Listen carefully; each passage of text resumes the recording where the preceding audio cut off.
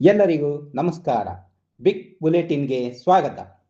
ಶ್ರೀರಕ್ಷಾ ಶಾಲೆಯ ವತಿಯಿಂದ 2026ರ student federation election ದಿನಾಂಕ 1/8/26 ಶನಿವಾರ ನಡೆಸಲು ಶ್ರೀರಕ್ಷಾ ಎಲೆಕ್ಷನ್ ಕಮಿಷನರ್ ಆಗಿ ಅಧಿಕಾರ ವಹಿಸಿಕೊಂಡಿರುವ ಅಂಜಲಿ ಕೆಆರ್ ಪತ್ರಿಕಾ ಪ್ರಕಟಣೆಯಲ್ಲಿ ಮಾತನಾಡುತ್ತಾ, ಈ ಬಾರಿಯ ಚುನಾವಣೆಯು ಬಹಳ ಕಟ್ಟುನಿಟ್ಟಿನಿಂದ ಯಾವುದೇ ಅಕ್ರಮ ಎಸಗದೆ ಮುಕ್ತ ಮತದಾನ ಮಾಡಿಸಲು ಕ್ರಮ ವಹಿಸಿರುವುದಾಗಿ ತಿಳಿಸಿದರು.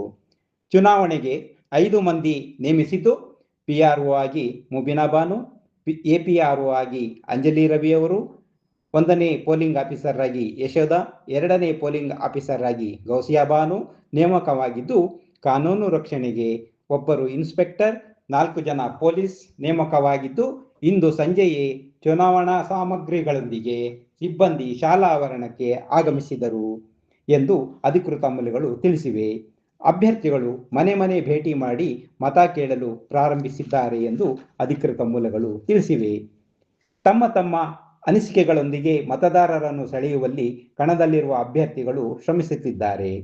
ಈ ಬಾರಿಯ ಚುನಾವಣೆಯು ಮುಕ್ತವಾಗಿ ಹಾಗೂ ಶಾಂತಿಯುತವಾಗಿ ನಡೆಸಲು ಎಲ್ಲ ರೀತಿಯ ತಯಾರಿ ನಡೆದಿದೆ ಎಂದು ನಮ್ಮ ವರದಿಗಾರರು ತಿಳಿಸಿದ್ದಾರೆ. ಮತದಾನ ಮಾಡುವುದು ನಮ್ಮೆಲ್ಲರ ಹಕ್ಕು.